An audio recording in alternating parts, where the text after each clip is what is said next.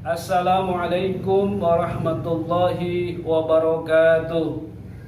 Alhamdulillah, assalatu wassalamu ala rasulillah Muhammadin ibni Abdullah wa ala alihi wa sahbihi wa mawala.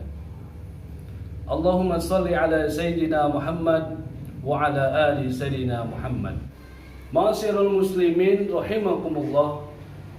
Allah Subhanahu wa taala menegaskan di dalam Al-Qur'an, Bismillahirrahmanirrahim.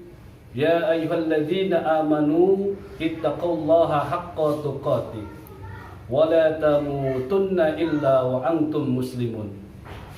Wahai orang-orang yang beriman, bertakwalah kepada Allah Subhanahu wa taala dengan sebenar-benarnya takwa kepada Allah Subhanahu wa taala, dan janganlah sekali-kali engkau mati melainkan dalam keadaan muslim atau selamat. Hadirin yang dirahmati Allah Subhanahu wa taala, dalam ayat ini Allah Subhanahu wa taala memperingatkan kepada kita agar senantiasa diri kita bertakwa kepada Allah Subhanahu wa taala dimanapun kita berada. Kenapa? Karena bagaimanapun kita diciptakan ke dunia ini adalah untuk senantiasa beribadah kepada Allah Subhanahu wa taala. Wa ma khalaqtul jinna wal insa illa liya'budun. Hadirin yang dirahmati oleh Allah Subhanahu wa taala, sebagaimana ayat yang tadi saya bacakan, bahwasanya Allah Subhanahu wa taala mewanti-wanti kepada diri kita semuanya, bahkan memperingatkan dengan keras kepada kita semuanya, agar kelak nanti ajal kita tiba nanti senantiasa membawa iman dan Islam di hadapan Allah Subhanahu wa taala. Untuk itu Syekh Sufyan Ats-Tsauri menyampaikan ada 4 cara apabila seseorang ingin mendapatkan husnul khatimah. Yang pertama yaitu agar senantiasa menjaga iman dan ketakwaan kepada Allah Subhanahu wa taala. Ini penting karena seseorang yang akan menghadap Allah Subhanahu wa taala ketika tiba ajalnya nanti akan dipertanggungjawabkan segala amal perbuatan dan akan membawa iman dan Islam, bukan membawa harta atau benda yang lainnya. Kemudian yang kedua yaitu bersungguh-sungguh untuk selalu senantiasa memperbaiki secara lahir dan batin. Nah, ini penting bagi kita semuanya.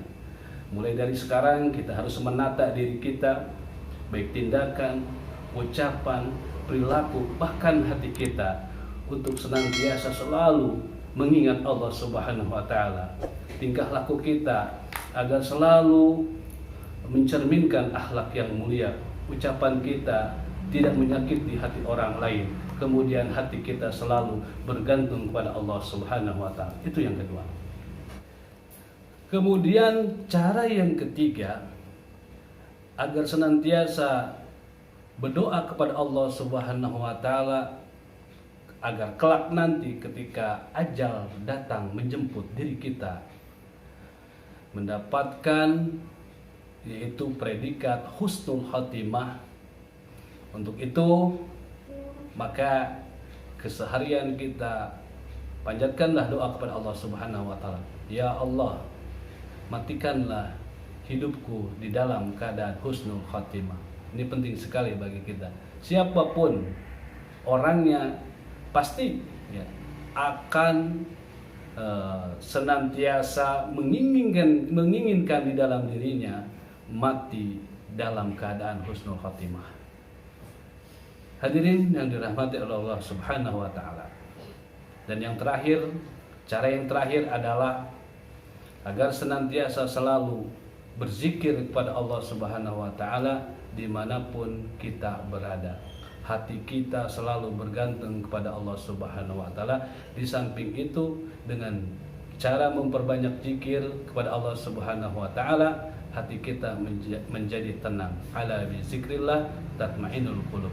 Dengan berzikir akan menenteramkan hati dan jiwa kita. Hadirin yang dirahmati oleh Allah Subhanahu wa taala. Dari 4 cara tadi, marilah kita sama-sama terus mendekatkan diri kita kepada Allah Subhanahu wa taala dengan cara terus beribadah, meningkatkan ibadah kita di bulan suci Ramadan, momentum untuk mendekatkan diri kita kepada Allah Subhanahu wa taala. Demikian yang dapat saya sampaikan, kurang lebihnya mohon maaf. Wallahul muwaffiq ila aqwamit thoriq. Assalamualaikum warahmatullahi wabarakatuh.